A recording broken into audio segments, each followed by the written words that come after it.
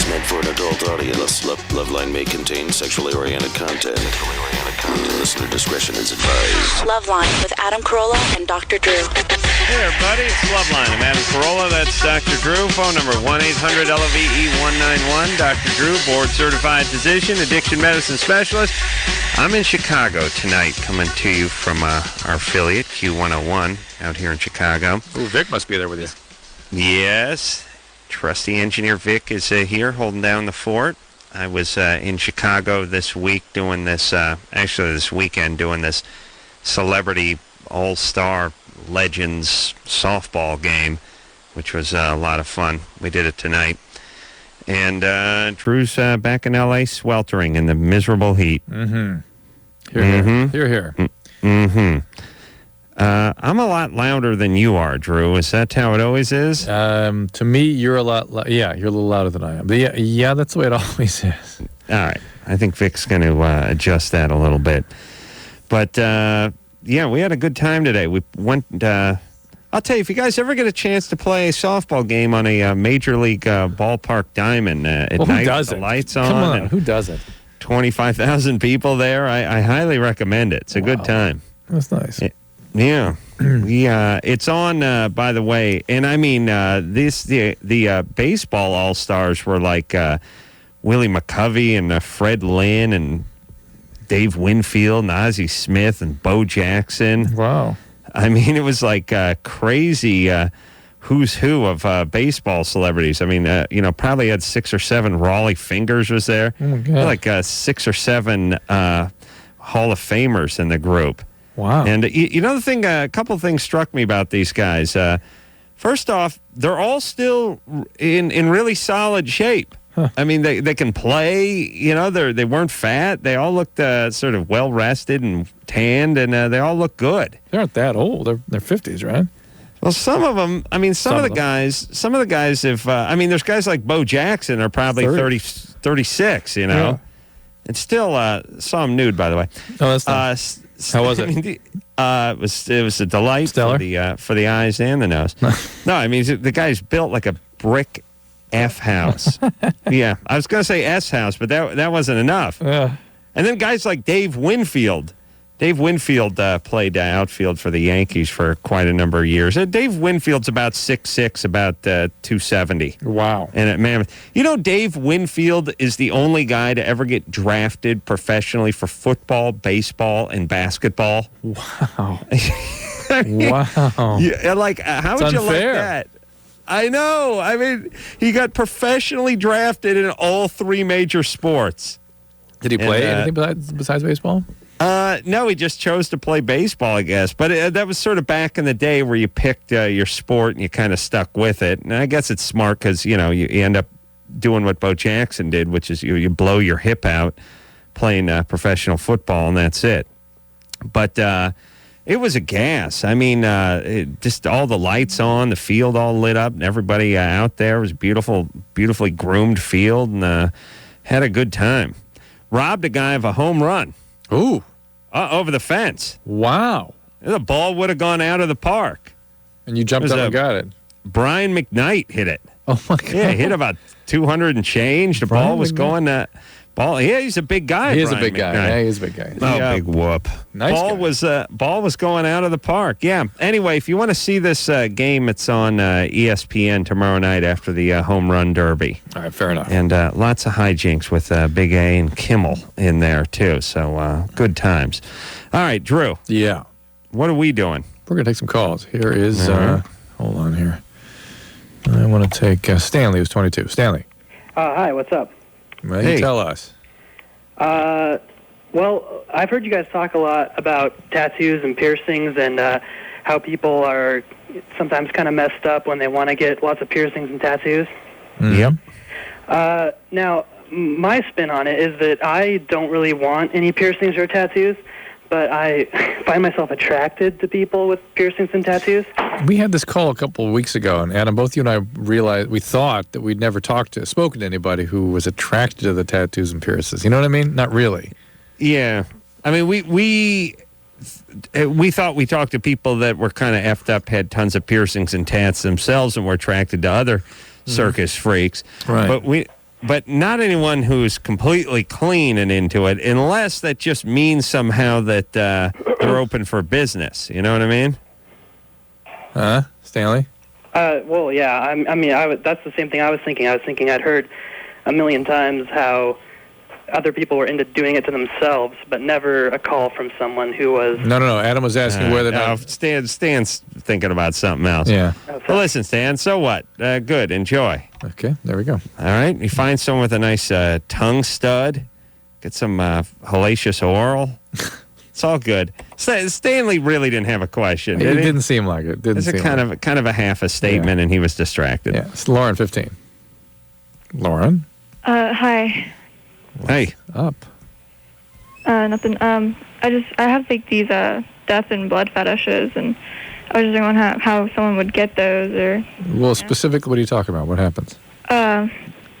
It's just like seeing blood or tasting it or blood injury. It just gets me hot, you know. Blood injury. How's that go? You know, it's like you get an injury, like a cut or something, and you bleed. Right, but. So you're saying even if it's not self-induced, if you were driving down the street and a guy got in a motorcycle accident and he was there by the side of the road bleeding, would that be exciting to you? Yeah. No. It would be. No. Yeah. Why do you say no, Drew? Well, yeah, it sounds bogus. Yeah. No, it's not bogus. All right, well, what's up with you? Did you get beaten or something? No, I don't know what. All right. Well, Drew, I think we're off to like a full moon. It is full moon, by the way. Yeah. Hence the weirdos. But Thanks a lot. Well, listen, let's face it, sweetie. That's putting it mildly, you being a weirdo. Well, yeah, I mean, it started like around puberty, so. Okay. Do you self-cut? What? Do you cut? Sometimes. You cut on yourself? Yeah. Are you aroused by that? Yeah. And you go see horror films, things like that, because those are arousing to you? Yeah. Do you have any feelings about menstruating or anything? Does that do anything that's funny for you? Sometimes. Weirds me out a little. Hey, you have a boyfriend? Used to. All right. How was that? That would be no. Yeah. And do you think you could have a relationship with a guy and not get in any bloodletting and enjoy yourself, or would you have to have it take a turn? I really don't know. I haven't had sex or anything. You're a virgin? Yeah. Okay. So were you ever beaten or anything like that? Not that I can remember. Sexual abuse? No. All right. Well, then get over it. Adam, sexual abuse? No. All right, listen. Then just get over it. You're a virgin, right? Right. All right. Go talk to a shrink then. Listen, here's the whole... What? I already talked to a shrink. All they're telling me is just all they're saying is it's just something like a stage. That's all. All right. Yeah, there's various theories about this kind of thing. It's a stage that lasts 70 years. Yeah, this is not the typical cutter by any means. This is a true sort of blood fetish. And there's all kinds of crazy theories about it. The reality is no one knows for sure what causes these things. So, but doesn't it always have to mean screwed up childhood? Oh, it means screwed up in some way, yeah. Okay. Oh, here's the deal, everybody. I don't know if Lauren's still listening or not, but look, everyone has impulses that are, my impulse is to scratch my ass vigorously and then sniff it. No. But I don't do it when I'm on TV, for instance. You wait till the camera stops rolling. I wait till the camera stops. No, I don't do it in front of large groups. I don't do it. But here's what I'm saying. There's all sorts of impulses. There's all sorts of things you want to do, but you don't do them because they're not right, and you'll be judged, and they're unhealthy. Treat this as one of those things. Yes? Thank you. Courtney, 17. Well, yes, you're right. Well, what other advice you want to... nothing more you can do. I think we get into too much psychobabble about stuff. It's just look, stop it. It's not good for you. It's not good for society, and it's gonna be hard for you. All right. Courtney. Hello? Hi. Me? Oh, hi. First, can I thank you guys? I've been listening to you for about 2 years, and because I left my abusive mother. I went to a shelter, and now I'm in a foster home. And so it's just been really... Speak up, Courtney. Can't hear you. Oh, I just wanted to say thank you because I listened to you guys. I left an abusive household, and I went to a shelter, and now I'm in a foster home. It's just been really good. Oh, great. What was going on at home? Actually, my mother locked me in the bathroom for about past 2 years was about October 2001, and Well, slow down. You 2 years? Tossed that off as though she'd made you, toast for breakfast. She locked you in the bathroom for 2 years? yeah, and I used to listen to you guys every night. Sometimes She locked you in the bathroom for 2 years? yeah. How did you eat? She would let me out for dinner. At first, she let me have it 3 times. Then it just went down to once a day. Was she arrested? Now she is. She's gone missing. At first, they just took away me. Then a couple of days later, they took away my brother and put him straight into foster care. I'm in a wheelchair, so it was easier to place him. And now she's gone missing. And now she's like, there's been a couple of hearings. In the last hearing, she claimed I'm Apache so that she could stall for time to try and buy time so that she can do whatever she needs to do. Where was your dad? Hold on a second. Wild. She claimed she was Apache? Yeah, I mean, What? it's so freaking weird. She hasn't talked about him my whole life. Every time I mention him, she gives me a look like, mention him and you die. So now she said in court, at least this is what I'm hearing, I still have to talk to my DA.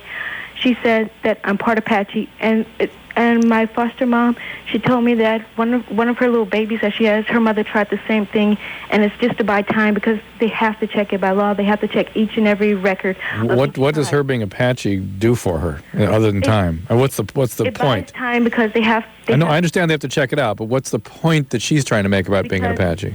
Because I'm almost 18, so she can just wait. Maybe if she can start. No, Courtney. I don't know. Why? Other than declaring she's an Apache. Why does that buy you time?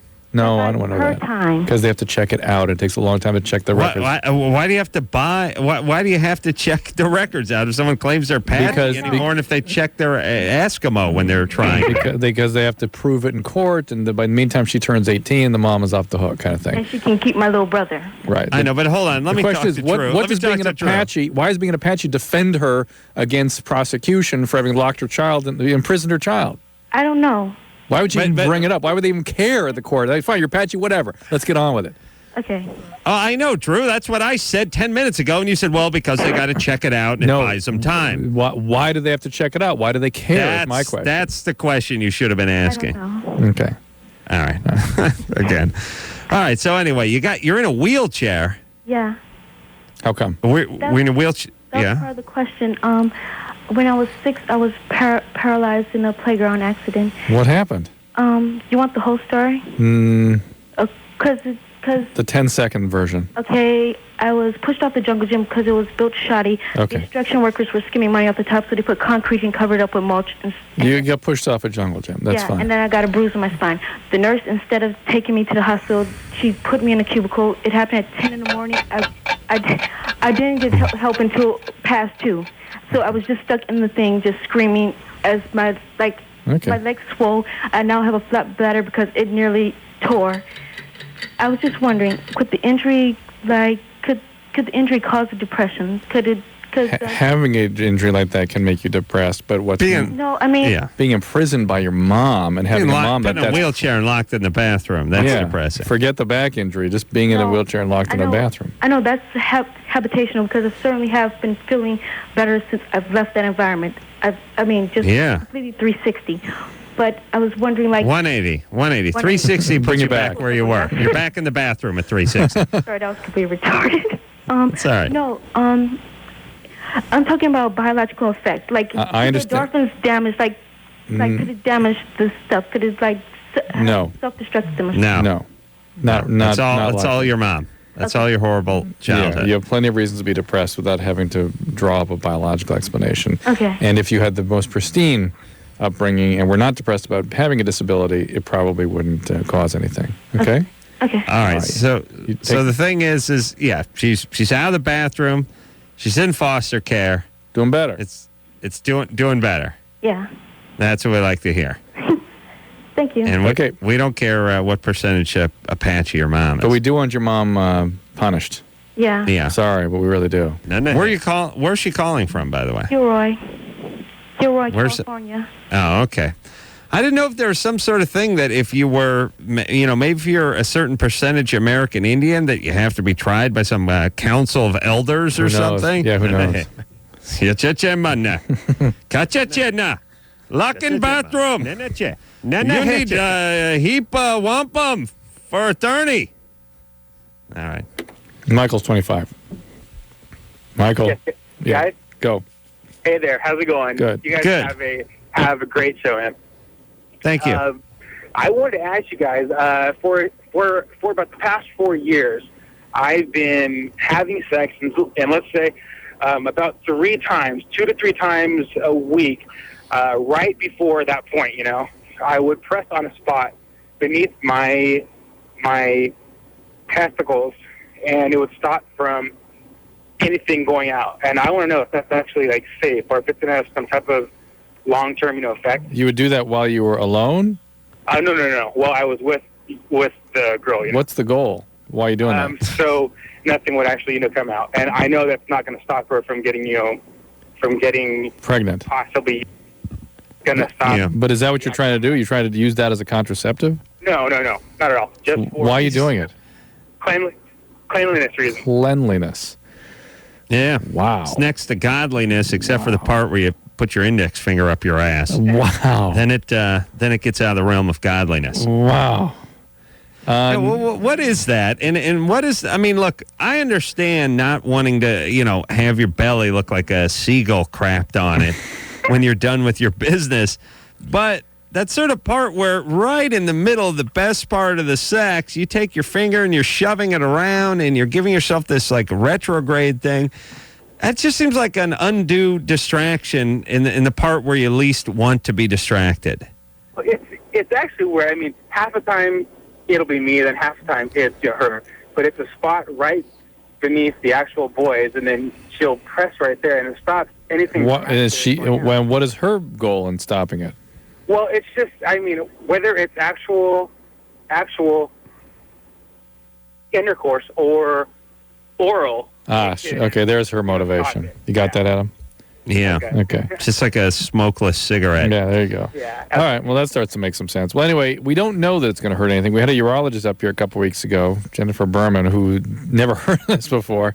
Oh, really? She hadn't heard of it? Well, she had trouble, even processing it. What? Huh? What? I don't know. Well, it doesn't make sense to most humans. Yeah, it's a retrograde ejaculation. The ejaculate goes into the bladder, basically. It's certainly not good for you, but we don't know that it's bad for you.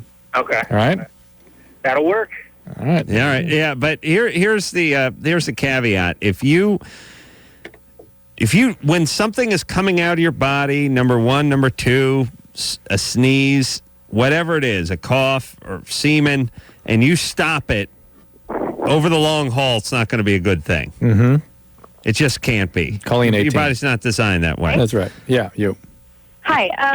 I've been going out for this boy for about a year. Well, not boy, but he's like 20, and yeah, I'm not liking him anymore, and I've been cheating on him quite a bit, and he's pretty much in love with me, and I'm not, and he's relying on me to relying on me so much that I made him stop smoking cigarettes and smoking weed and doing hardcore drugs and stuff. So he said if I ever break up with him that he'd probably fall apart and maybe kill himself, or maybe totally go downhill.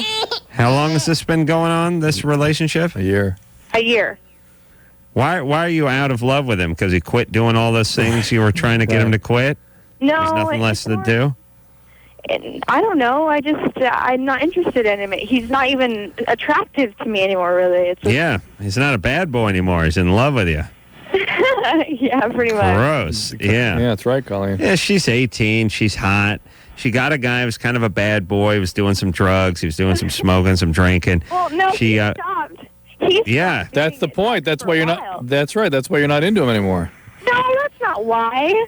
Well, I just want to know how I can let him go. Adam, make her listen to you. That doesn't matter. You gotta cut him loose any way you look at it. If he needs help, how?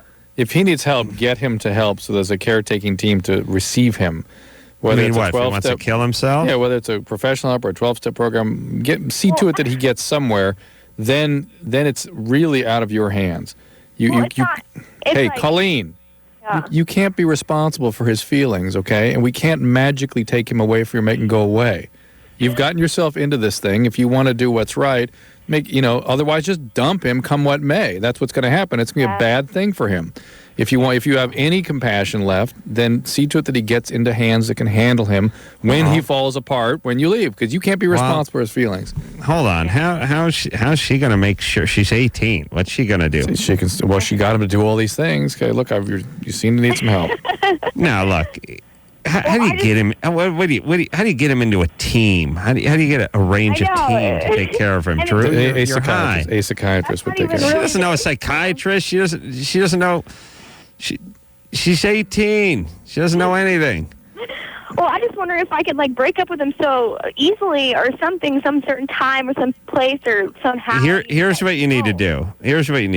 You need to do it over the phone. What? Forget about, you know what? This whole you owe it to do it to me in person kind of thing. That's just the worst day of your life. Yeah. Hey, why do you need to do it in person? And let me just put this out there with everybody. If you want to break up with me, if you want to fire me, if you want to do anything bad, do it over the phone.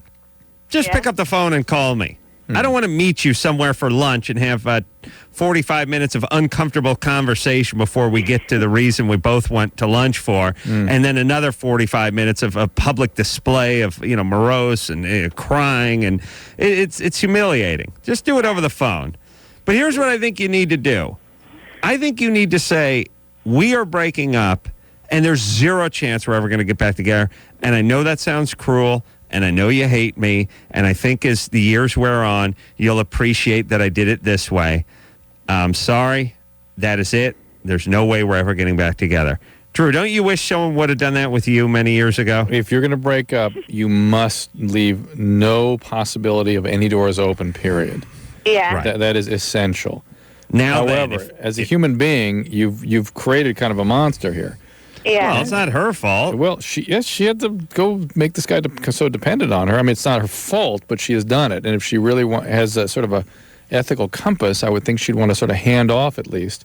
If her motivation for getting this guy better was to get him better, not to do something for herself, she should still be focused on that and make sure he falls into the hands of people that can keep him better. When you leave. What do you mean falls into the hands? Gets into the hands. That can get him. How does that work? It's unrealistic. Well, like his friends or something. That could just be something backup, Well, at the very minimum, because maybe another girl, or no, I mean he's gonna need a girl. I like your style though, Cookie. Someone set me up with somebody when they dump me. Yeah. Okay. You break up in no uncertain terms. If he says, I'm going to kill myself or I can't live without you. Call the police. Boom. Yeah. That's it, period. Yeah. You get the police there, pick him up. Then he gets in the hands that can help him. That's how it works. All right. Well, Drew, what do you, she's 18. What do you think she's got? She has a team of psychiatrists she's going to dispatch in the psych van over to the guy's house? I don't know. It's possible. You know I'm right. Hey, you're right on paper, but who cares? That's not good for anything. She really has meddled in somebody's life and created. What do you mean? She has. She's really created this. She has made this guy very dependent on her. Now she's extremely cavalier. This guy's him. Drew's angry. Drew's look. She's 18. He's 21. This stuff goes on he's all responsible the time. too. Yeah, of course. They're together for a year. Hey, when she met him, he was boozing and smoking and doing drugs, and now he's cleaned himself up. So be it. But he's off drugs. But he's sicker. That's the problem. All right, Drew, you got to take a look in the mirror, buddy. Adam, you got to relax. We're going to break. All right. Hello, this is your radio. LoveLine will be right back. As many as 1 in 3 Americans with HIV don't know it. To find a testing location near you, call toll-free 1-866-344-KNOW.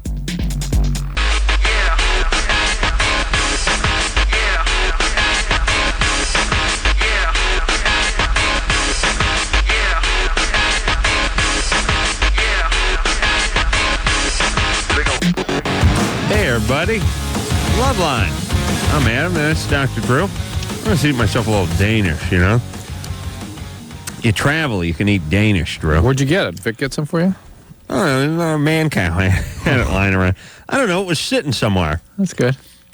I tell you, if people would start leaving around poison food, I would die in about 15, 20 minutes. Aren't their new studios cool? Yeah. Yeah. Yeah.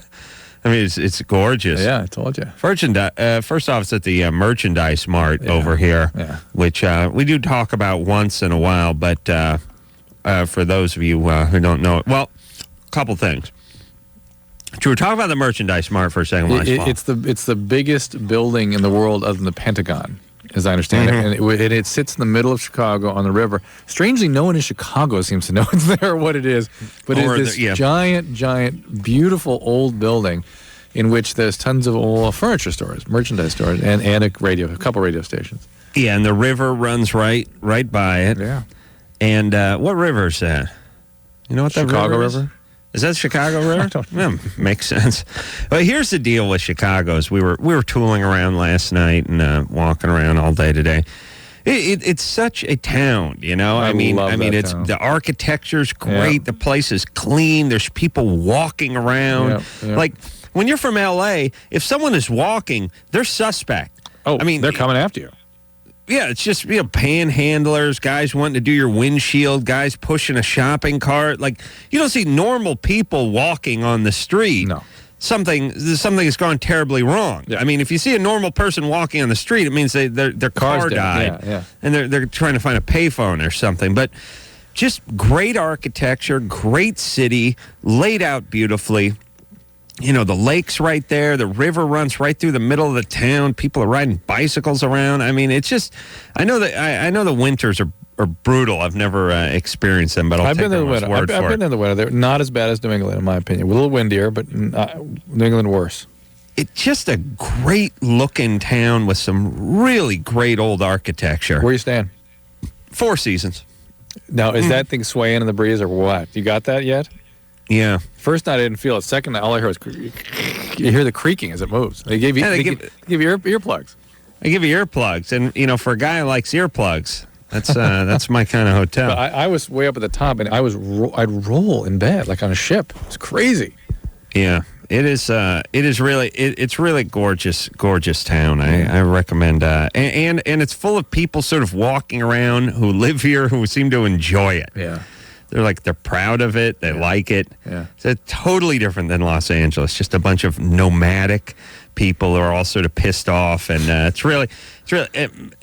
L.A. is just nothing but sort of Mexicans who've sort of jumped the border, and then just a bunch of a-holes trying to make it in the movie industry. There you go. That's L.A. Just the number one a-hole from all a-holes from all around the country just end up in L.A. That'd be fair. Those that don't make it to Florida cruise on over here, right? Different breed. Okay. Florida's that sort of waffle-eating, banjo-picking, sort of trying to stay one step ahead of the DA. Because here it's the narcissistic a-hole. There it's the no-count a-hole. Yeah. Florida has deadbeat dads. Right. Here we just got a bunch of sort of half a fag Hollywood types that really are up to nothing. Okay. Nothing but attitude. All right. Handro, 18? Yeah. What's up? Well, I recently just got a tattoo, like about maybe a month ago, and it healed all right and everything. But like the thing is, I really, really got addicted to the pain. Like I would go like as much as I could if it wasn't if I knew what I wanted and stuff. But I really liked it. I really liked it. It was yeah, it was a good you enjoyed feeling. it. Yeah, well, there are other forms of pain. I mean, there are other ways you can receive pain. Yeah. Without leaving such a permanent mark. But people do get kind of addicted to tattoos, both in terms of, I think they get some sort of psychological gratification, well and beyond just the pain. The quality of the pain seems to be something that people it arouses endorphin levels for some reason. And I guess the big question, Handro, is do you have alcoholism in your family? Yeah, I do. That's really weird that you said that. My dad was really addicted to alcohol, too. And all right. It's a problem for me, too. All right. Well, so this may be part of your alcoholism. If you're really picking up momentum with the alcohol before you go sleeve your arms out, maybe go to some AA meetings, get a sponsor, start talking about this a little bit. And see Where's my bourbon? Maybe this isn't something that's just more a part of your disease than anything else, and maybe you won't be so anxious to do it when you've had a little recovery. This is Andrea, 21. Adam, what the are you building a Rector set there? Is between your breathing and the origami you're working on? What is that? I was trying to get the goddamn page flipped over on my notebook, and it was fighting me. I was like, trying to do it with one hand without putting the mic. But it sounded like you were doing push-ups all the while. Well, that's my nose. Yeah, no kidding. Yeah, I'm normally a mouth breather, though. Yeah, no kidding. Andrea. Mm-hmm. Yeah. Hi. Hey. What's up? You were talking earlier about how guys and girls are so different, and like women think that guys think the same way we do. Right. They are so different. Yeah, it's not at all the same. Right. My boyfriend and I have been together for almost a year, and I know he loves me. My family adores him. He's a great guy. But, like, I've gotten flowers twice, and I had to ask for them both times. And I just want him to do something thoughtful, just one thing, you know? Yeah. I don't know how to get him to do it. One thing would last me like 6 months. You know what? You have to sit him down, because what you feel when you get flowers, there's no equivalent experience for the male. No. Well, yeah. Okay, go ahead. Well, no. I wasn't going to say sex, but it's what we feel when we don't give flowers. That's the equivalent feeling. See, I mean, so we got a little standoff going, sweetie. It doesn't have to cost money. It doesn't have to. I mean, if he would just plan a date or do something. I understand it. Listen, I understand it, but it took me 10 years to figure it out. You really, it's so foreign to the way a male's mind works in terms of what's satisfying in a relationship. You have to sit down. You have to give him instructions. Like every 3 months, I need the following in order to feel close in this relationship. You have to be really super ultra clear. Yeah, I've done that. You've done that. I know. I've asked him, and he forgets. And all right, well, then dump him. Then he may not be able to respond. He's such a great guy, and well, then quit complaining. Then put it on his computer or something to remind him. Something that that is a good idea. Yeah, something that and not just like computer, but specific instructions about what he is to do. Flower, dinner. But let me explain the fundamental flaw in that thinking, which is women want these sort of spontaneous romantic acts, but if you put it on the guy's computer for the 10th of February, it hardly is spontaneous. No, I disagree. I disagree because you do. A guy, all he has to do is pay attention and do those things. Actually, make the phone calls, make the reservation, and carve out the time and be present. That's it. That's all he's got to do. But to remember to do that when that's something that's so foreign to something you would think would be enjoyable, or not enjoyable, but you need. Yeah. Someone has to remind you. Well, here's the thing. Here's what you got to do. You got to get him about halfway there. I agree with Drew. You have an anniversary coming up. You have a birthday coming up. You have something coming up. Put it on the guy's computer or his daily planner or something and tell him, look, 1 month from now, it's going to be our 1 year anniversary. Surprise me and don't disappoint me, and give him a chance to do something. But, she just said he's only got me flowers twice in a year, and each time I had to tell him to get it. I know. Which doesn't sound like she's enjoying the flowers all that much. I know. All right, so that's my whole point. Oh. Women are tough. Well, let's face it. Yeah. I had a girlfriend once. I got her... she's a big Tori Amos fan. Like junior producer Lauren. Yeah. Not to the point where she could fly to, like, Sydney and go see... like Lauren would. Yeah, like Lauren would. Yeah, she'd go follow Tori Amos. She'd go on tour with her if she could. Of course. So she practically does. I'm jealous of her, by the way. But the point is I was doing something on the morning show, and Tori Amos came by. Some fans gave Tori, like, a nice bouquet, and Tori left him behind. She, like, sniffed him and put him back down again. So I brought him home to my girlfriend. I said, hey, guess what? I got you some flowers. And secondly, guess whose flowers they are? These are Tori Amos's flowers. Oh. So not only do you get flowers, but you get it from your idol, Tori Amos. Oh. Now she's pissed. These are those gold dust moments. She just reject them totally, I'm sure. Is a guy like, let's say I like a cordless drill. If my girlfriend brought me a 14-volt cordless drill and said, guess what? Ron Jeremy left this in the studio and I'm giving it to you. I'd be like, oh, my God. We got to get married. Yeah, you're like, greatest woman in the world. Genius. Gee, this is it's free. It's crafty. I got a tool. It's got a story. I got a story behind the tool. Who knows where it's been? This is win-win-win. Yeah. No, not women. No, pissed off. Yeah, they're totally unrealistic that way. Yeah, all right, but listen, guys. Here's what you got to do. You have to understand that they're that way and just do it. you just do. Yeah, you can't pretend that's going to go away. It's not going away. No. For women. No, it doesn't go away. You know, here's what you got to do, guys. Once have a picnic. They'll go nuts for a picnic. Do that picnic thing. Tell me you want to go on a picnic this weekend. Here's Tanya. She's 25. A Danish picnic. I swear I could smell that all the way over here. What flavor? A little cheese. No, try again. Cherry. No. What is it? Lemon. Oh, never. Not in a million years. There must have been some garlic in there. All right. Tanya, yeah, what's up? Hi. Hey. Hey, I have some left nipple discharge, and it's black and green. The Danish is coming up. Yeah. Yeah, and it started at Claire in 2002, and then God. You had it for a year? Yeah, and then about October time, it was bloody. Why didn't you have it checked? I have. Okay, and they say that's normal. Did you have a mammogram? I've had a mammogram, I've had a doctogram, and I've talked to a surgeon, but it turned out to be a general surgeon. Mm-hmm. And he told me it was normal. That's good. Is it normal? What do you mean a general surgeon? That is who does breast surgery, a general surgeon. Actually, it's a breast surgeon that does it, doesn't it? General surgeons are often, many of them specialize in breast procedures, yes. Okay, because I have a history of breast cancer in the family. Well, you had all the screening procedures, the doctogram and the mammogram. That's about all you can do, other than remove your nipple and the glands. No, I don't want to remove the nipple. Yeah, I mean, that's it. But did they do an endocrine workup to make sure that there's nothing sort of stimulating breast production? Yeah, my gyno did that. Okay, so there you go. You've done everything right, and that's just you. Really? Yeah. No, with the black bloody discharge. The black is just maybe that's old blood. Yeah, it's old blood. Did they ever try antibiotics for you? 10 days of Cipro and 30 days of erythromycin. They told me it was a staph infection. Well, then it may not be cleared. Maybe the next step is for you to see an infectious disease person because that the green suggests persistent infection. Yeah. Who are we coming up on? Drew, give us the colors.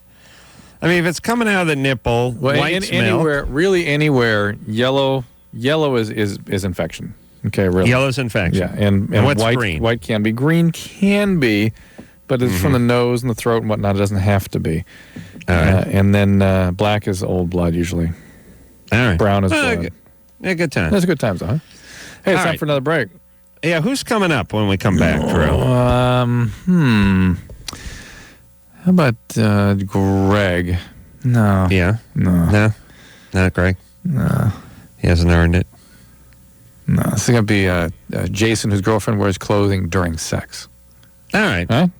All right, after this. LoveLine will be right back. LoveLine. LoveLine. LoveLine. LoveLine.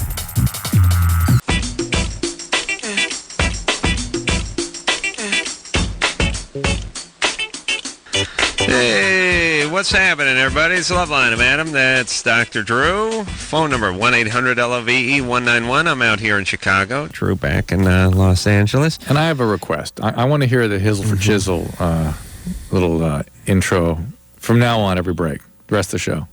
Really? For intro. Yeah, why not? Got it. All right. Okay. All right. We'll get Drew's crank anchor tape in here, by the way. Yeah, right. Yeah, that'll happen. You know, it was funny. Actually, it'll just be funny for us. It won't be funny for anyone listening. But there's a guy who used to play for the Mets. He was an all-star many years ago. And Jimmy always thought I looked like him. His name was Ed Cranepool. Remember that guy, Drew? I don't. All right. Thanks. I was not a huge baseball fan, I got to tell you. So go tell me more. Well, Ed Cranepool's this sort of all-starry guy from the late 60s. Probably made it into the mid-70s, maybe even late 70s. Had a nice career with the Mets.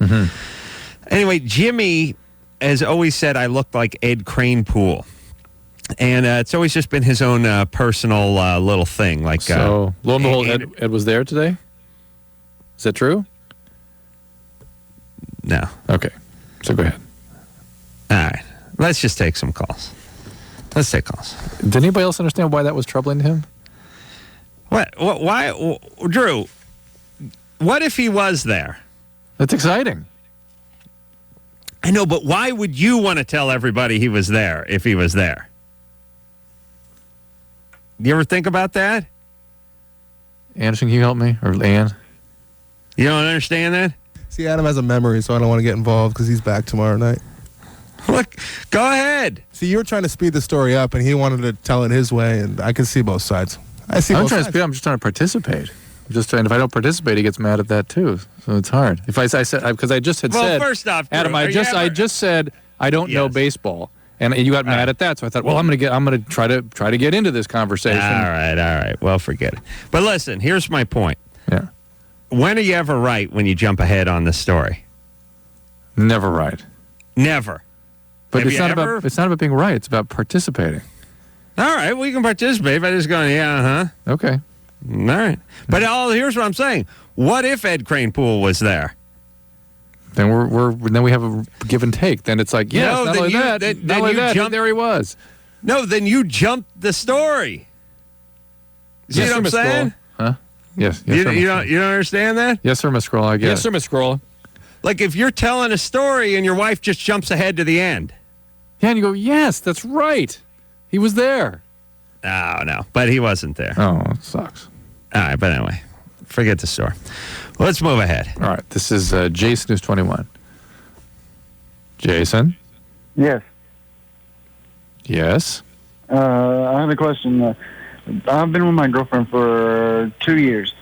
When we have sex, it has to be dark, or she wants to, she don't ever take all her clothes off. She leaves her shirt on and wants to be under the covers. Or if it's in the shower or whatever, she has to have the lights off. If it's in the shower? Fat. Yeah, she says it's because she's fat. You guys have dark sex in the shower? Because that can be dangerous. Most of the serious accidents in the home happen in the bathroom, you know. That's right. All right. So listen, Jason. Yeah, she says she thinks she's fat. So that's the reason. Is she? No. When I first met her, she weighed like 115, 120, and she's had 2 kids. So she weighs, I think, right now maybe like 150, 155, maybe. 155. Yeah. So to her, she doesn't like you. But she's not big. She looks fine the way she is. Hold on. Wait a minute. You're 21. Yes. How old is she? 20. She's 20. And when you first met her, she hadn't had any kids. How long ago was that? She had a kid before when I met her. Wow. And now you two had a second kid? Yes. Oh, okay. I just kicked the trash can over by mistake. This is one that Jason's kid is one that sent her down, made her bad. Okay. And so she doesn't like how she looks is really the issue. Yes. Right. Well, does she have an eating disorder? Did she ever have an eating disorder? No. Okay. And you've tried reassuring her, tried telling her that's not something that's an issue for you? All the time. And she can't respond. Yeah, although we don't hear about this much on LoveLine, it's not an uncommon thing for women to feel that way and to insist upon that sort of thing. And not a whole lot you can do about it. Yeah, I don't know, except maybe ease her into it a little bit, sort of maybe make some candlelight or something that... strike a compromise. I've tried everything now. I mean, for 2 years, though, I think maybe she should ease up after a while, being... How about some night vision goggles, like military surplus? You see the heat radiating from her vagina. It's all red. What if you don't? Oh, yeah. Okay, look, she's somebody who has issues, and those issues need to be addressed, and not really addressed through you trying to look at her naked with the light on, but just makes it worse. These are self-image issues that she needs to kind of work on. Or she's work on losing the weight and exercising and doing those good healthy things, if it really is that important to her. I'm worried, though, that she has some sort of body dysmorphic disorder, if really she is as okay as you say she is, and she doesn't feel so. Well, what do you think? I know he's on hold, but I'm curious if when she was 115, she let him, she did it with the lights on. Jason? Yes. Did she do it with the lights on when she was 115? Yeah. Oh, okay. So it's just this. Yeah. Yeah, and it doesn't make sense to me because, I mean... Well, she weighs 50% more than she did when you met her. Yeah. I mean, how much do you weigh? I weigh 160. 160? 160? Yes. Yeah. What if you weighed 240? It's the same thing. She's up 50%. Here's the beauty of guys. Guys are 240. They take their shirt off at the ball game. It's 65 degrees. Put a big K on their chest or something. They use their gut to hold the beer up. Oh, jeez. Okay. Well, Jason, we don't have a lot of good ideas. Other than trying to strike a compromise with the kind of light and or getting her maybe into some sort of exercise program, dietitian, something where she loses the weight and feels better about herself. Because she was okay before. Yep. So when are you coming back? I'm coming back tomorrow morning. Early. Well, of course, Drew. What time? What time are we meeting in the lobby tomorrow, buddy? What time? 5:15. No. We're meeting in the lobby at 7A, but I'll not... Which, by the way, is 5A your time. Well, that's a good point. Yeah, I'll not be getting back to the room until 2:30 tonight. So and then when we land, it's like, hey, it's we got to go to Jimmy's show. Oh my God! We're just going straight into work. Yeah, it's gonna be horrible. I'm gonna write jokes, all tired. Plus, they may need me to like co-host tomorrow night because Jack Osborne is supposed to be co-hosting, but they can't. ABC needs a work permit or something because he's not 18. Because he's not 18, although he does everything under the sun. Oh, my God. But they're so freaked out because they're Disney, and who the hell knows? It's a disaster. All right, it's time for another break. All right. We'll be back. Here it is. Bottom line, it sucks being single today. Tons of lame people and no decent prospects. Call the Dateline. Call the Dateline. Call the Dateline. 1-877-889-DATE. LoveLine will be right back. So get your problems ready.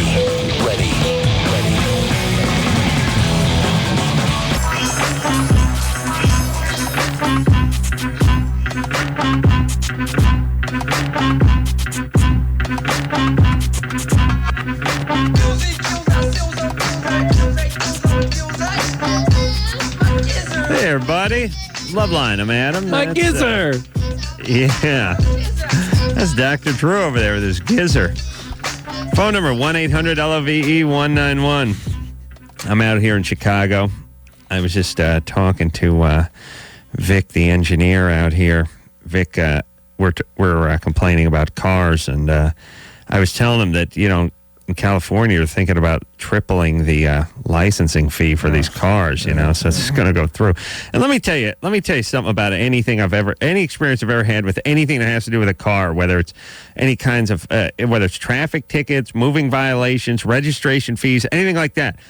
There is no such thing as like a 6% cost of living kind of increase that we all get at work. Right. You know what I mean? Like, hey, if you're working for the post office, you made $38K one year, then the next year you make $38K again, maybe plus an extra $130 or something. And if 5 years goes by, you get a 4% increase. Yeah. Anything that has to do with cars goes up 400%. Yeah. Like it doesn't inch up. Yeah. Moving violation, it was $32. It's $400 now. They don't just keep inching up with everything else. Wow. It's $400? Really? Well, depending on what you do. Wow. But yeah, they can be that high. Wow. I'm just saying whenever they do anything that has to do with an automobile, if it was $128 last year and they want to raise it, it's not $140. Wow. It's now $275. It's like name me another facet of life where stuff goes up over 100% each time they do it. Like, when is the last time moving violation went up $8? And it always falls under the heading of, well, we have to discourage this dangerous behavior, so we'll rape the public. But Vic was telling me, he goes, so I was saying, this car registration thing may go up. This car taxing may go up. They're going to triple the amount when you each year for your car. And Vic's like, I know. I got a few cars, and it's almost $80 a car. Oh, I was like, $80. I'm like at like $475 a car now. Yeah. $80. Yeah. Jesus Christ! You couldn't own a donkey. In L.A. In L.A. They charge you more than $80 to register a donkey. If they really do that to the car registration fees, it's going to be like some sort of some kind of reaction. You know what I mean? Here's all L.A. is. Zero public transportation, horrible money management, and here's one group of people that needs this certain apparatus to get around in, or they lose their jobs. Mm-hmm. Let's rape them. Yeah. Come on, buddy. Let the raping begin. Here's where we get the money. Like, what are you going to do, Drew? What are you going to do? Go drive your car out to Sacramento and have a sit-in? No, the thing just comes around and you pay triple what you paid last time. Well, there's that, and then they get us in the rolling stops and the left. Yeah, but I just mean, like, is it okay to raise the price of something that's already too expensive 300%? You just start. It's like the milk. It's no longer $1.89 a quart. It's now going to be $7.50 a quart. Well, we are talking about recalling our governor because of this crap. Good. Yeah. Let's do it. Yeah. All right. Where are we going here, Drew? Let's go to Andrew, 16. Andrew? Hello? Hey, what's up? Hey, yeah, I have a friend, and, like, whenever I'm over, he, like, well, not all the time, but, like, sometimes he just pops in, like, some weird porn, and it's, like, really disgusting. But, like, he's cool and all, and I've known him my whole life, so I don't know what to tell him, you know? The porn is disgusting, or just watching him watch it is disgusting? No, it's, like, the stuff he's watching. Anything about it that's we should know? It's, like, bestiality. I get bogus all the way here. Yeah. Liar, whore, and you know it. You want to ask more questions? It's either bogus or he doesn't care. All right, so I get him back. Which you're really saying is bogus. So do you really care? Yeah, like, how should I tell him, you know? See, what do you mean, how should no, bogus. Yeah, You've known him your whole life. You just told us. How come you can't tell him? Because, like, he flips out real easy. Like, he flips out real easy when you ask him about his bestiality porn? No, like, he thinks that, like, everything's so cool, and, like, most of the stuff he does do is cool, but, like... Yeah, why don't you... What you can't say to him, I just don't like that stuff. Just cut it out. Come on. Too much for me.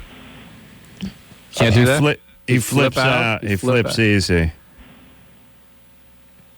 Now get rid of Andrew as a jack off. Here's Julio 20. Julio? Yeah, hi. Hey, what's up? I actually had two questions. All right. My first one is, usually when me and my girlfriend have intercourse, usually the oral is, she has an orgasm. During oral sex? During oral sex, and she's 19. Well, whatever age she is, that would make her normal. What? Okay, keep going. Okay. I mean, is it weird that she usually has an orgasm with oral, but not with regular intercourse? No, that's more than half of all women. It's more than half of all women? Yes.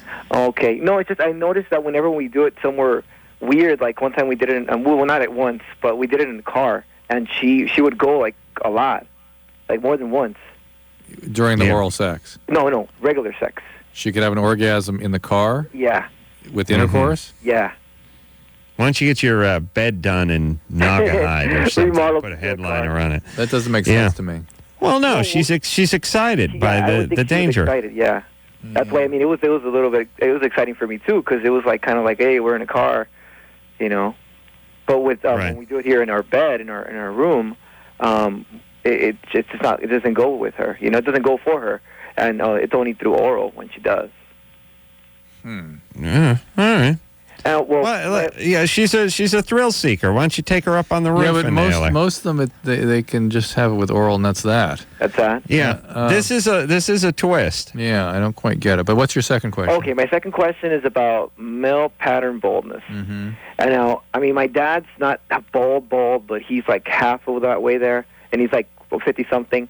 I mean, I know my chances are pretty high that I'm going to get bald too. Is there any way that I could change that or have... Yeah, start using Rogaine now. Rogaine now? Yeah, and also Proscar, what do they call it? They have a name for it. What about that Avocor Propecia. stuff? What's that? Avocor?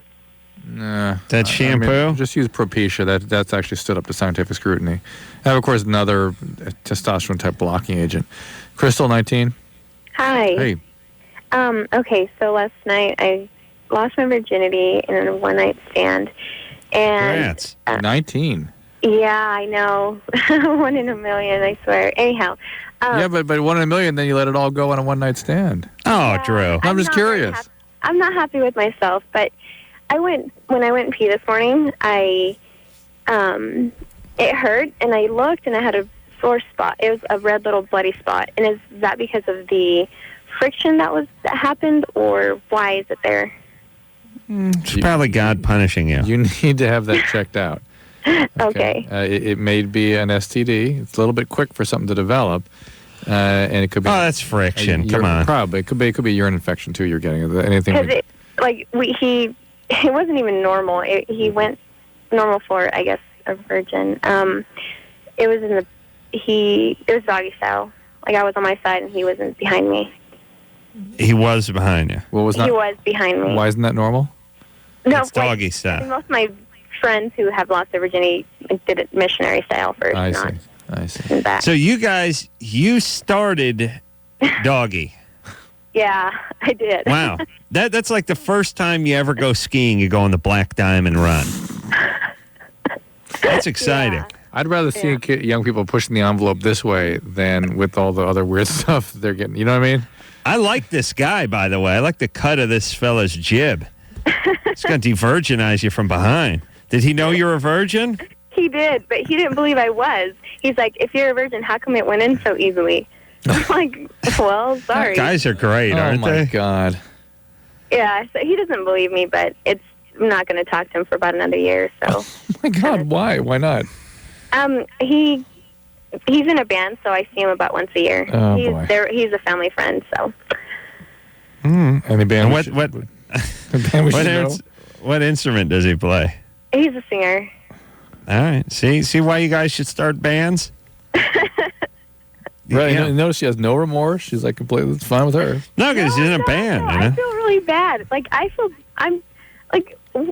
I've waited so long, and I, wanted to have, not perfect, it's not movie style crap, but. Yeah, but if you can't have that, it's going to be a guy that's on the road in a band. Did you enjoy yourself? Whatever. Did you enjoy it? That's another reason. Yeah, I kind of did. You did? I kind of did. Then I felt really bad.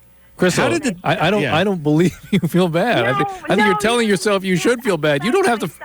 Crystal, why do you have to feel bad? Why? Why do I feel bad? No, you don't feel bad. Why must you feel bad? Okay, I must feel bad because I've waited so long. Yeah, but you don't feel bad, so let it go. You do not. No, you're trying to feel guilty. You enjoyed it. It was fine. It was great. No, fine. but this is my problem. I don't want to see the disappointment in my friend's eyes. Like, yeah, I just don't want to see her disappointed in me. What if you see envy? Yeah, who's friends? I don't think it's going to be envy. I don't think it's going to be envy. Definitely don't think it's going to be envy. Are your friends virgins? No, she's not a virgin. What? Okay, this is one girl? No. Well, she's my best friend. But why can she not be a virgin and you have to be one? No, I don't have to be one. But I've just waited so long, and I've definitely passed on a lot of opportunities. All right. Well, you enjoyed this. This was fun. Yeah, that's good. It's all right. I just hope you didn't get an STD out of it. Did he give you any oral sex? He did. Any chance that's nice. Any chance you're pregnant? No. None. He used a condom? No. You're on the pill? I was on the pill. You were on the This is it was raw dog. Raw dog, yeah. Yeah. What does that mean? And then no condom. No condom. Yeah, but and you're on the pill. I was on the pill. I haven't been on the pill for like a month. So you may be pregnant. I could be. Yeah. So get the morning after pill. That's ridiculous. Now you are being silly. No, I told you. But what if? Right. How long should I wait before I get an appointment? Get the morning after pill. The sooner you get it, the more you have 72 hours to get it. The sooner you get it, the more effective it's going to be. It's more effective in the first 24 hours than the second and third. You could tell Crystal was fine with it. She enjoyed it. She lied. She was happy about it. But I got to feel bad. I got to feel bad. I got to feel guilty. My friend, I got to feel guilty. I think she's a little bit. She was a little bit giddy about it. Yeah, she nailed a rock star. Yeah, that's fine. Whatever. I mean, maybe not a rock star, but in her mind, world and her town and whatever, a rock star. I like that doggy angle. And then the guy, guys are so smooth. Like, hey, virgin, because you're all yoked out down there and slippery. Like the guys accusing her, like, really, you can't just nail her doggy style and hit the road. You gotta question her virginity. You're too big in the coos to be a virgin. Have you had a few kids? Oh. Be honest. What a smooth talker. Drew, could you ever imagine just broaching that with somebody? You can't be a virgin. You're too big down there. No. No. All right. Anyway, here we go. Caitlin, 18. Hi, guys. Hey. Okay, first off, if I had gotten the Tori Amos flowers, I would be totally psyched. So I don't know what was up with that one. Yeah. Well, don't worry. I sent her packing a short 2 years later. Right. But my question actually had to do with dating. Because, okay, for the past 2 years or so, I've been with, like, a steady boyfriend. It was 14 months with one and then 6 months with another. And then I just went on, like, my first date, basically, in 2 years on Friday night. Wait. You mean because you've had boyfriends for 2 years, you've not gone on any dates? It's not been, like, it's been different, you know? Like, I knew that I could call them the next day and it wouldn't be, like, weird, like I felt like I was stalking the guy or something. All right. You know, and, like, this is the first time, like, I don't know, I did end up calling him the next day because, like, whatever, there was this band playing that I wanted to go see, but, I don't know, it felt weird. Like, it felt like it wasn't my right place to call him. All right. So I was kind of, like, calling about, like, dating rules or something, if there was, like, tips you guys can give. The biggest tip we would give you is if he is into you, he will respond. You know what I mean? Well, he has been. And, like, he's a really awesome guy, and, like, the night was perfect. Forget about how you experience him. It's how he experiences you. And if he is into you, you calling the next day is a gift. Couldn't be happier. If, on the other hand, you're sort of one of many or he's just kind of dating around, then it's a little bit of an intrusion and kind of a hassle, and he might be having to sort of manage you, and he might seem kind of pushing away and backing away. If he is not into dating you any further, you won't hear from him anymore. Yeah, I would say, I mean, you know what? I think a lot of people get caught up in terms of the dating tips. They get caught up in what to do to make somebody like them. Can't do that. And really what they need to focus on is honestly appraising and reading the other person and the messages they're sending. That's right. So it's sort of how do they feel about you, and sort of what kind of dating mode are they in? And here's the bottom line. If somebody is interested in you, especially a guy, especially a young guy, I mean, hey, if you're talking about a guy who's, you know, maybe his marriage of 12 years just broke up because he found out his wife had a long-term affair with his best friend or something, and now he's got his 2 kids at home. If there's something like that and the guy says, hey, I'm sorry, I like you, we need to take it slow, or I need a little time to think, that's a situation where maybe you could listen to him. But if there's some 22-year-old guy who's free and single and there's nothing going on in his life, he will be on top of you if he is into you. And I mean, literally and figuratively, right, Drew? Absolutely. I mean, he will in every way. He will cut class. He will call in sick to work. He will drive across Hill and Dale to get to you and be with you if he's into you. Okay, then it kind of moves into the second thing. What's the sex rule? I think I don't think you have to set a rule like it's got to be 3.5 dates or anything like that. It's whatever feels right. We lose her? No. Well, we lost my connection for a second. There she is. Yeah, it's whatever feels right. I mean, the rule of thumb is if you got a guy and you really like the guy and you're thinking long term, you know, see if you could stretch it out over the course of a few dates before you give it up. You know what I mean? Well, it's not exactly giving it up. So. What do you mean it's not giving it up? Well, I don't know. It's like it's something that I've just been used to with past boyfriends, and that's another thing that feels weird. You know, like it feels like I have to act different around, you know, somebody that I'm not just dating. Like if you can trust a guy, you don't have to. People are trying to sort of what's called feel each other out. You got to figure out who this guy is and what he wants in the relationship, and see if you guys kind of fit together before you get too close. That's the idea. It's not you have to act differently. If you trust him and he seems to be completely open and is into things as you are, then whatever. But if not, then you got to have to kind of figure it out. Yeah. And look, it ain't rocket science. If he's into you, he's into you. Yeah. You don't have to worry about freaking. Drew, have you? And you've done a lot of dating. You're a passionate man. Have you ever been? And we've all had girls do something a little weird or freak us out a little bit, but have you ever had anyone you were into drive you away because you found out they were into you? No. You know, like you went out on a date with somebody, you had a great date, you were really into the person, you were planning on calling them in a couple days, and they called you first. Of course not. No, it doesn't freak you out. You're glad they called, right? Like I said, it's a gift. Yeah, it's a guy, and there's so much made of this and all this crappy Cosmos and Vogues and all this other nonsense trying to brainwash women. Guys, we're not like you broads. We're not going to be freaked out because we find out you're into us. If we want some, you can't trick us into liking you. You can't make us change our feelings. Neither way. Yes, both huge fallacies. Here's the deal. You're no different than anything we want. Whether it's an apartment we want, whether it's a car we want. If we want it, we want it. And if we looked at a car and we liked the car and we're planning on getting a car and the salesman called us and said, I could get it to you a couple days early, we wouldn't be freaked out. We'd just go get it a couple days early. Yeah. But if it was a car we really weren't into, you couldn't put an antenna ball and a pine-shaped air freshener in there and make us like it. Mm-hmm. Thank you. Absolutely true. This is Ashley, 17. Hi. First of all, I just want to say that I'm a huge fan of your show and that you guys are awesome, and I love the funny people. So, okay, my question is that I'm 17 years old, and I've been dating my... Hold on a second. Drew, put her on hold there. Anderson ran to the phones there. She dropped the S-bomb. Second sentence. 4.5 seconds into the call, she drops the S-bomb. But she was making a compliment. But it was the context of a compliment. It was a friendly S-bomb, but nonetheless an S-bomb.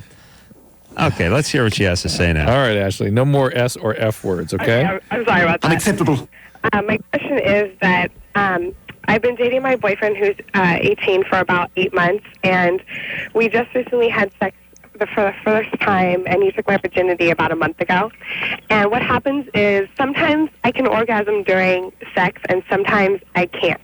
And when I don't, and he orgasms before me, he gets really sad, depressed. I don't know what to say to him to make him feel like it's not your fault. Here's the problem. This is, again, back to that male-female stuff. His assumption is you would feel the way he would feel if he wasn't able to have an orgasm, which means basically he would feel like it was the end of the world. Okay. He doesn't understand. He cannot have the experience of the receptive experience in sex being satisfying without an orgasm. Okay. Women have that, men don't. And men don't even have any idea what that is. You just know it exists. Right. Okay. So his thinking is, I've let you down hugely because I would feel let down. Exactly, and it doesn't. But he's 17. He has no experience with the fact that women have this other experience that sex can be satisfying without orgasm. Right. It's impossible. It's like incomprehensible to a man. So what do I say to him when he gets... You tell him we're different. Tell me. You ever talk to us on LoveLine? Adam told you. Adam told you. Tell him Drew said that. Okay. Tell me Ed Cranepool said it was that way. All right, let's take a little break, huh, buddy boy? Let's do. All right, all right. Hello? Who's this? This is LoveLine. 1-800-LOVE-191. LoveLine will be right back. LoveLine is brought to you by Trojan, America's #1 condom, the most trusted for over 80 years. LoveLine. With Adam Carolla and Dr. Drew. Call LoveLine at 1-800-LOVE-191. Live 105. Alternative. San Francisco.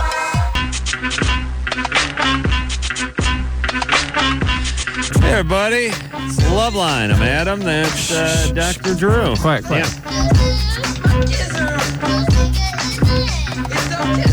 Drew's favorite song. I can't hear what you're talking. All right. You good, buddy? More? Yeah. Okay. Phone number 1-800-LOVE-191. Yeah. I'm out here in Chicago, by the way. What's up there, Drew? That's very exciting. Thank you. Yeah. This is Aaron, 19. Aaron? Oh, hey, how you doing? We're good. Good. Hey, yeah. Ready for my problem? Yeah. Yep. Yeah, all right. Like, my girlfriend, right? Like, we started having sex right now because she just turned 18 and all. Yep. And, like, while we're having sex, she's telling me that it really feels good and stuff, and I'm telling her that I'm about to ejaculate and stuff. Mm-hmm. And she doesn't want me to stop. She wants me to keep the same condom on because I want to go and change it to start fresh. But after I ejaculate, she wants me to keep it on, and I was just wondering if it was safe enough to keep it on. She wants you to sort of keep going and not break your stride. Is that the idea? Yeah. Yeah. So you don't lose your erection after ejaculating. No, I don't. I keep it up. Well, nice. It's not safe. That's how condoms rip, and they fall off too, and then the content spills, and now you got a problem. Yeah, because that's what I keep on trying to tell her, because we talk about it afterwards sometimes. Yeah. And I'm telling her, that Well, sounds like she needs to get on the pill or something. Let's find some alternative means, maybe for you guys. But do you think I should actually tell her no to stop, and then actually go and change it real fast and come back and make Adam, it short or this is again the condom loader. I swear to God, I have to get to work on that. Well, please. I'm putting in my schedule. Work on condom loader. I swear to God. Do you want me to sit down and talk to her and tell her that we should start doing that, and not have me ejaculate in it and keep it on? You just stop and change it. Just do that. All right. You don't have to sit and talk with her. Well, wait a minute. Get rid of Aaron, by the way. Yeah. We don't need our callers. No, I'm not kidding. What is the chance that the condom's going to break after you ejaculate in it? Is it higher, or is it just the fact that it's going to roll off? It's going to roll. It's going to slip off. That's the big thing. It's not so much the breakage. It could, because it's moving more. There's more something. There's something in there. But it's the breaking that's really the big. The sliding off. That's the big thing. Right. So he can keep his same boner and go get a new condom. Good times. Yeah, but look, if they're getting it on this frequently, maybe it's time for her to get on the birth control pill. That's what I'm saying. That's what you're saying, Drew. Yeah. Hear my clicking? Yeah, what is that? That's me putting the condom loader on my schedule. All right. I'm going to hold my breath. All right. Here is Lauren, 21. Hi. My question is, last Saturday, I had an abortion. And on Wednesday, I had blood in my stool. I want to know if that's normal or what. What do you think? I don't know, because it's a lot of blood. Yeah, that would not be normal, right? And I went to the doctor on Thursday, and he said, we'll just wait 2 weeks, and then we'll see. You sure it was in the stool, not just a vaginal discharge? It was inside of the stool. It was actually inside. Do you have any hemorrhoids? He looked inside of there, and he said there's one that's microscopic. A small hemorrhoid?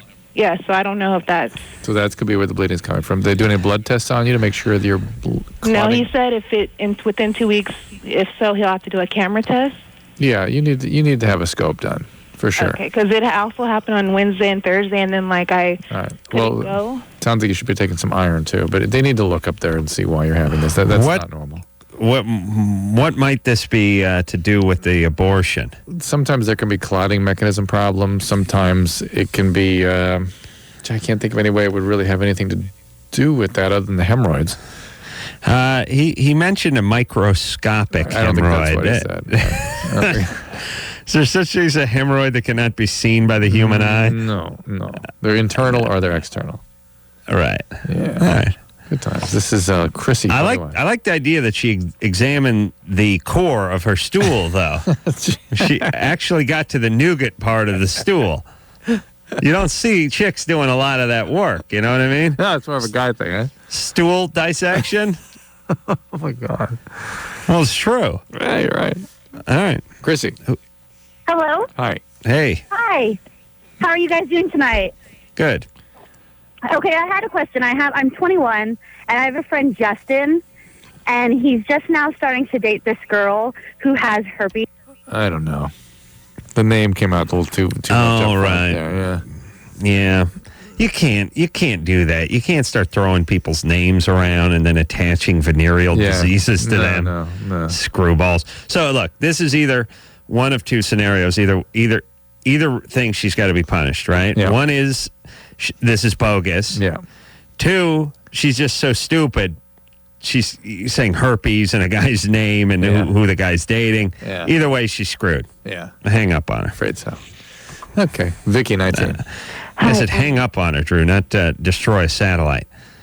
Hi, guys. What's happening? 2 weeks ago, I went to Vegas with my boyfriend, and we got in a big argument. He was drunk, and he beat me. Well, he just started stalking me. Wow. She started socking you. Wow. In front of his whole family, and of course, I couldn't stay, so I came in the bus, and Hold on a second. He started beating you in front of his family? Yes, he did, and they held him back and everything, and it was a big old drama. I was so embarrassed, He had never done that before, but I don't know what got into him. And now he wrote me an email apologizing, and he didn't even, Well, here's the deal. Either was he doing drugs that night? No. Drunk. Was he drunk? He was, Yeah. Yeah. Okay, so either this is part of his alcoholism, and he really truly didn't know what he was doing, or he is a violent abuser. In either case, this is not going to get better. It's going to get worse, and you should stay away unless he is in some form of treatment. That's it, period. You do not go back to this because it may stay quiet for a while, but it will get worse, guaranteed. Yeah, he promised me that, he's not... Vicky? Huh? It's going, I don't care what he says. Promised, Drew. He promised. Yeah, it's going to get worse unless he is in treatment for quite a while. So just, that's it. That's the only condition to which you go back. Well, listen, a couple things, too. The fact that, she sort of made a distinction between, slapping her or backhanding her and slugging her. Mm-hmm. I mean, sort of coming at her, both fists clench and swinging. Family had to hold him back? No, number one. Number two, doing it in front of the family? Excuse me, Mom. Got to put the slap down on the old lady? You understand. Remember what Dad used to do to you? Yeah. I'm going to do the same thing now. There we go. Chip off the old block. Yeah, ridiculous. And she, she's coming right back, too. Oh, she's building a case. Building a case. Yeah, he said he wouldn't do it again. I don't know why she asked us if she intends to go back already. All right. All right. Who's next? I'm looking here. This is Melanie, 21. Melanie? Melanie, 21, you there? All right, Nikki. Nikki? Hello? Hi, what's up? Hey. Hey. Oh, my question is, just want to know if after a sex change operation you could get an orgasm. This is Nikki the chick? Unfortunately, I'm not a chick, Yeah. You want to become a chick? Yeah. You're a male. You're a dude chick right now, right? Huh? You're dude. She's dude. Yeah, I look like a chick, though, guaranteed. Dude chick who wants to become chick. Yeah. Dude chick bro. Chick pro, that's for sure. No, she's just either a chick bro or a dude chick. I see. Uh-oh. She wants to go chick. I want to be a chick, yeah. And are you on medication? Yeah. And you don't get orgasms now? Well, I do. I just want to know if I get the surgery, will I be able to get an orgasm? As far as I know, yeah. I don't think people would do that if they really couldn't. Well, let me ask you this, Drew. Yeah. We always talk about the difference, sort of in mechanics between men and women. Mm-hmm.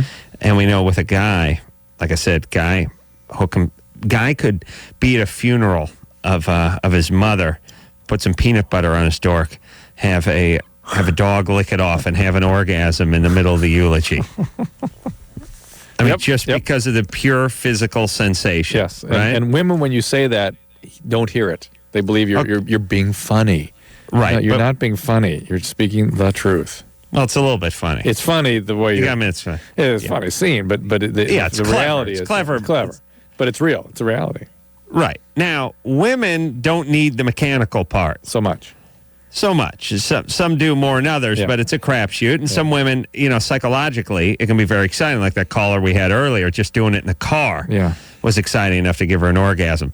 But what happens when a guy becomes a chick? I know. I don't think the guy's going to get the chick mind and just be able to squeeze off those orgasms, at the gym. No. You know what I mean? No, but yet they're on estrogen, so it's going to change. It's going to be different. And what do they make the clitoris out of? Like a Mike and Ike? What do they do? I don't know. They cut the penis off, right? Shave it down, I think.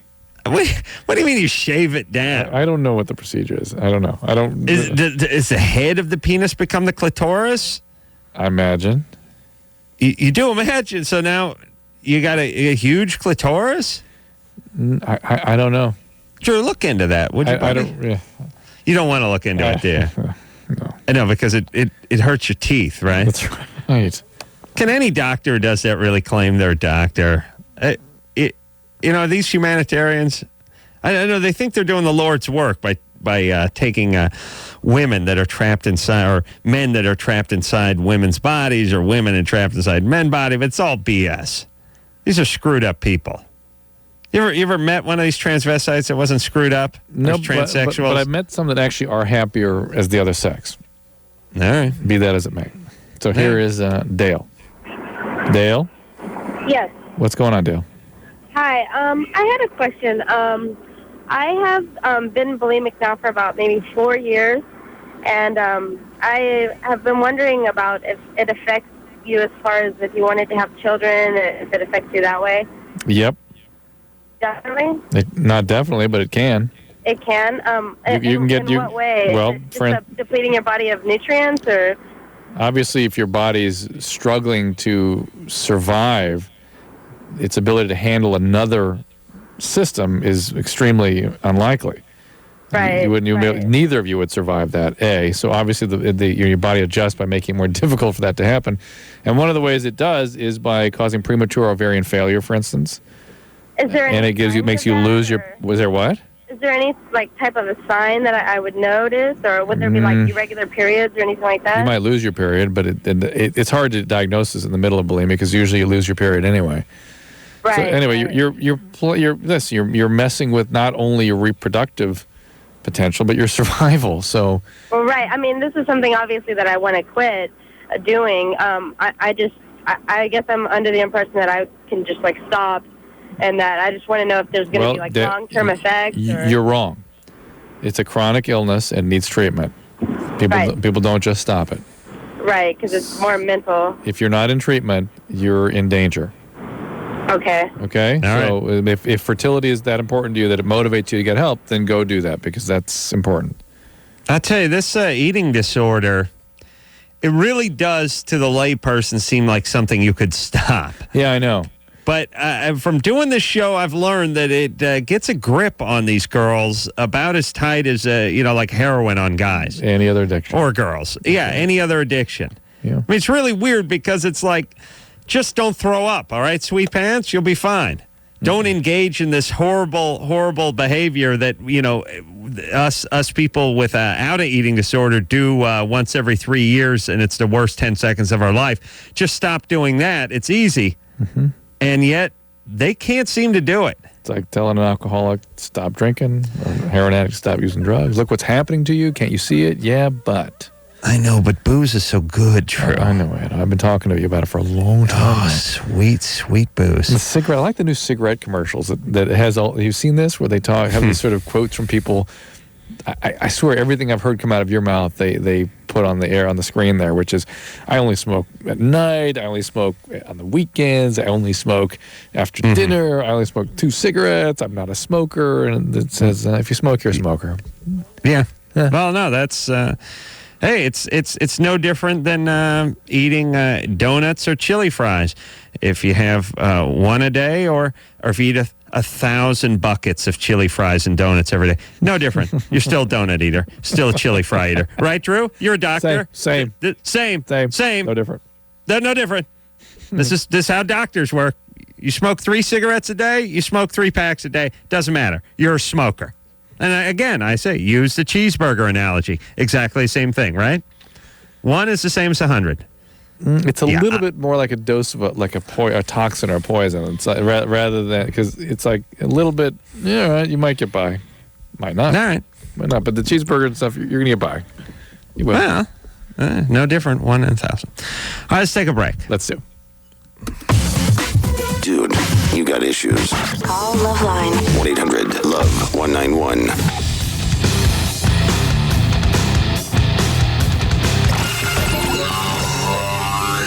LoveLine with Adam Carolla and Dr. Drew. Call LoveLine at 1-800-LOVE-191. Live 105. Alternative. San Francisco.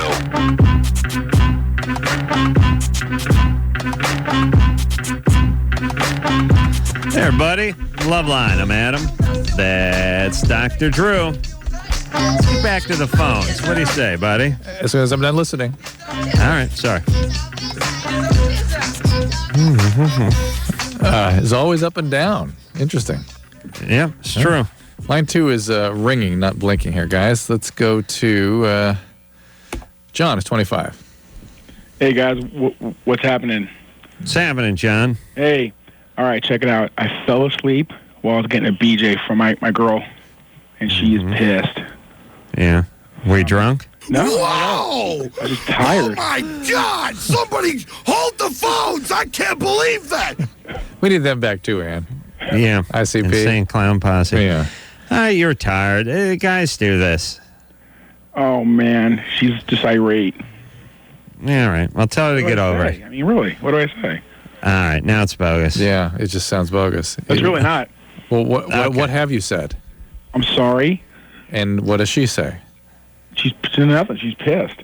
How long ago did this happen? Not. How long ago? How long? 2 months or so ago.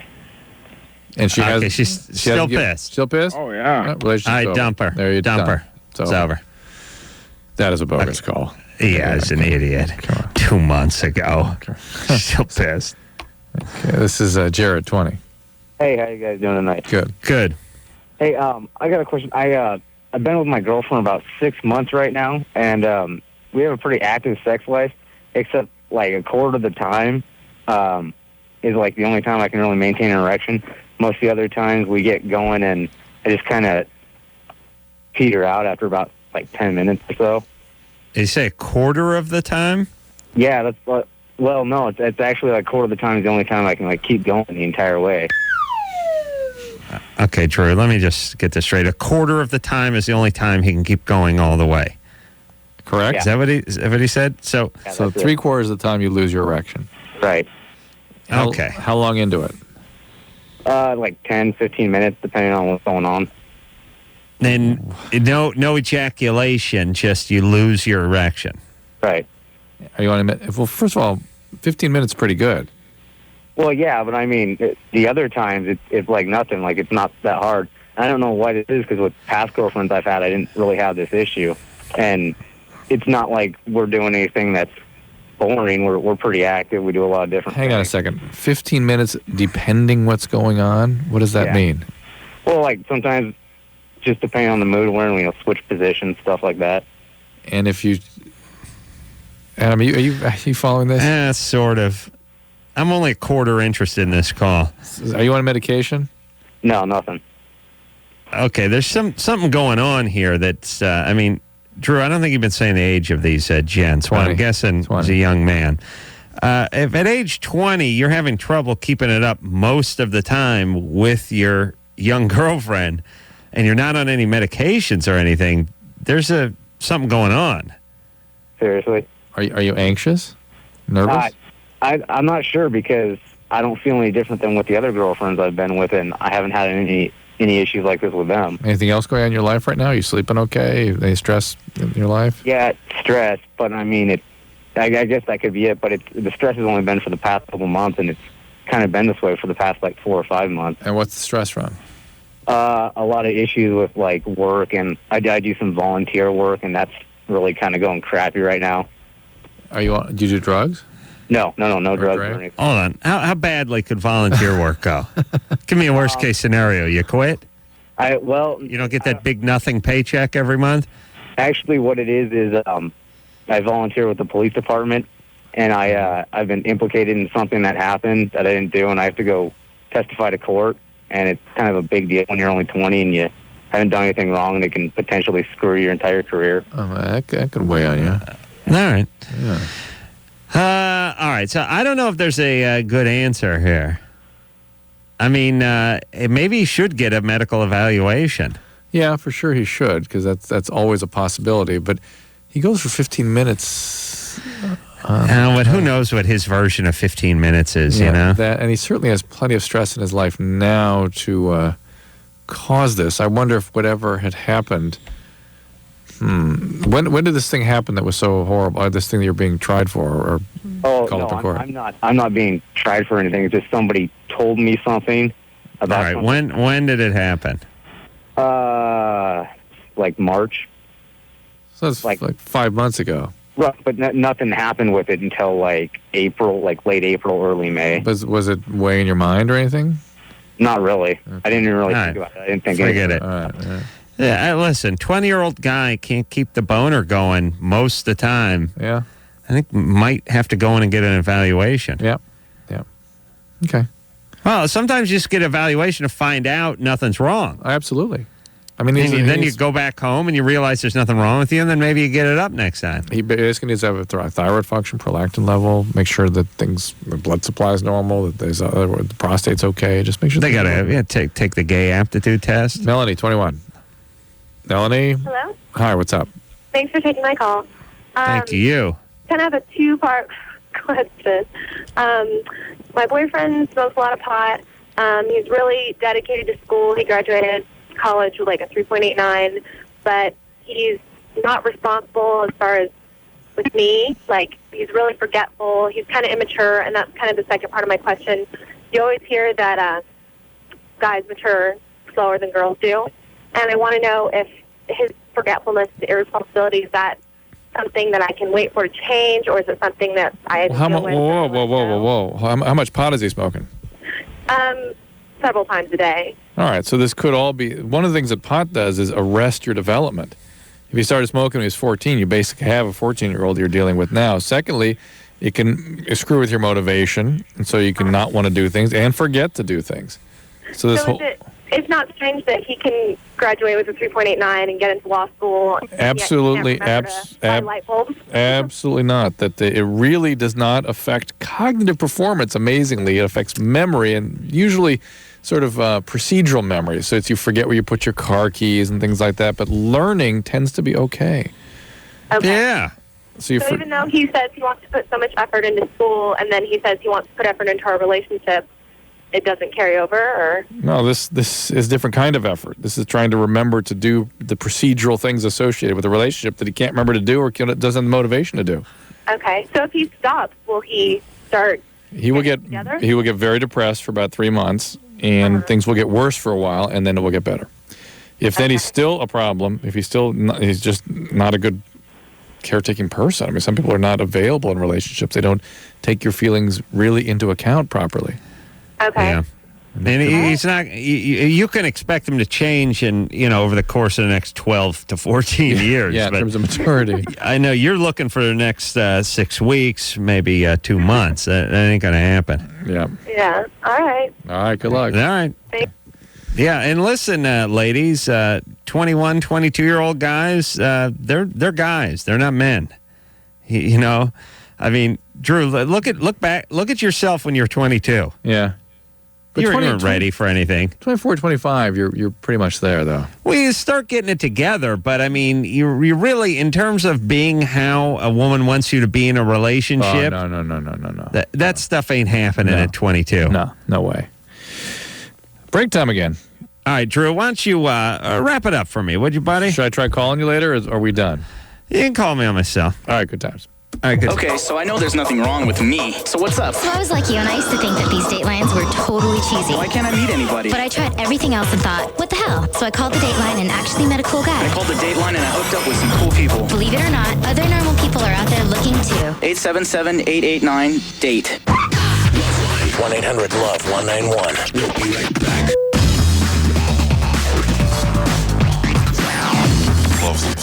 LoveLine. With Adam Carolla and Dr. Drew. 1105 Alternative. San Francisco. Go.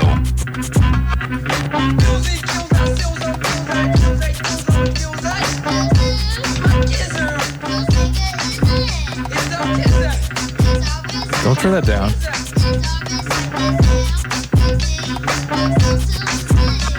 Someday, I swear to God, I'm going to figure out what the F they're saying. I swear to God. I'm going to take it and slow it down or something. I'll figure it out. Oh, I love that stuff. Coming up later this week, Carrie Kasem. I guess that'll be tomorrow. And then Brooke Burns, not to be confused with Brooke Burke, who will be on the following night. So we have Brooke Burns after Carrie Kasem. Brooke Burns, from Dog Eat Dog, as Adam described her, smoking hot. And then Brooke Burke, she has a new show coming up, or is it just... She's from the Wild On, isn't she? She's still doing the Wild On stuff. And Adam will be back from Chicago, hopefully tomorrow morning. So until tomorrow, this is Dr. Drew on behalf of Adam Carolla saying mahalo. What do they make the clitoris out of? Like a Mike and Ike? This has been LoveLine. The opinions expressed on this show are not necessarily those of the staff, management, sponsors, or this station. The producer for LoveLine is Ann Ingold. LoveLine is a presentation of Westwood One Entertainment.